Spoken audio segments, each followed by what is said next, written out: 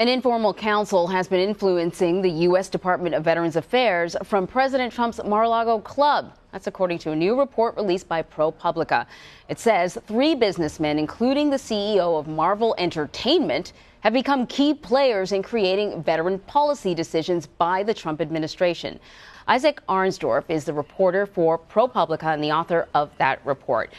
Thanks for joining us. Thanks for having me. Okay, so this is a very fascinating report. You obviously struck a nerve because it came out on Tuesday, and now there's going to be an investigation, a Senate investigation into it, right? The House Democrats are starting an investigation, and some of the Democrats in the Senate are calling for hearings and have made a referral to the GAO and the internal watchdog at the VA. Okay, so just give me sort of the basics. What is the assertion of your investigation? What did you find out? So there's a doctor, a lawyer, and an entertainment executive based out of Mar-a-Lago who for the past year and a half have been running like a shadow leadership for the Department of Veterans Affairs, which is the second largest government agency with a budget of almost $200 billion.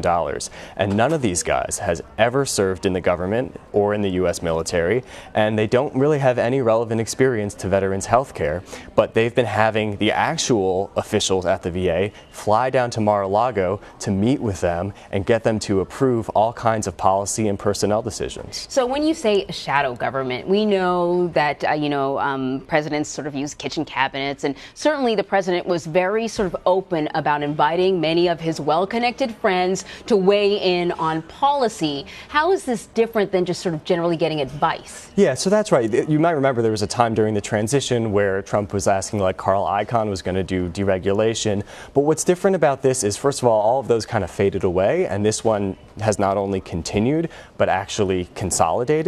And also, it's not just Trump talking to these guys informally, it's having the actual Senate-confirmed officials having to go and talk to these guys and have these guys like hovering over them, always looking down their necks. So that's a really different situation, and there isn't really a parallel for that in modern presidential history. Now, there is a legal process for agencies to set up councils of experts who they consult for outside advice. Okay. But if you do that, then you have to have cost controls and oversight and transparency and all these things, and none of that was followed in this case. So we have a doctor, a lawyer, and an entertainment executive. Do any of them have a background in Veterans Affairs and, well, the doctor, I suppose, in healthcare?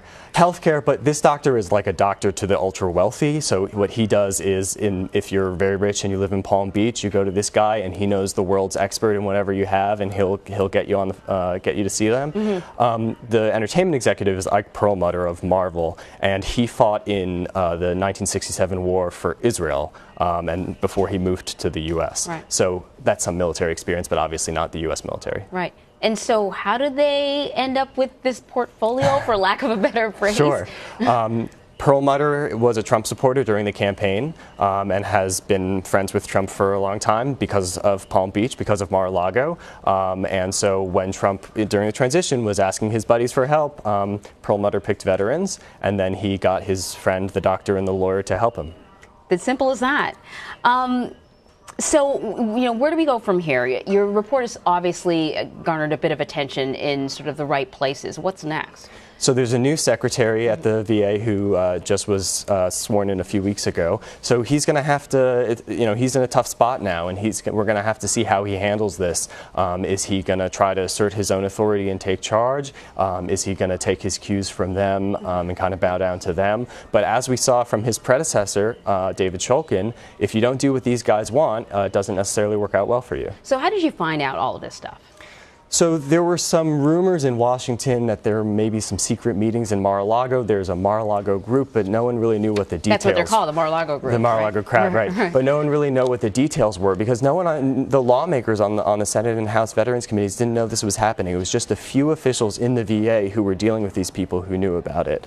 And so just by talking to people and eventually using the Freedom of Information Act to get government documents, I was able to piece together the full picture. Right. So we have a response from Veterans Affairs, right? A broad range of input from individuals both inside and outside the VA has helped us immensely over the last year and a half. Okay. So you acknowledge that input, but you're saying this is something a little bit different. This is not just input. This is essentially the powers that be at Veterans Affairs need the okay from these guys to get anything done, or a lot done. So their side of the story is, look, we were just offering advice. It was always optional. But I think people understand how this works when someone says, you don't have to do this, but I'm friends with the president and I can just call him if I don't like you and maybe you won't have a job tomorrow. Doesn't sound so optional anymore. Well, very interesting report and excellent reporting. Very well written too. Isaac Arnsdorf, thank you so much.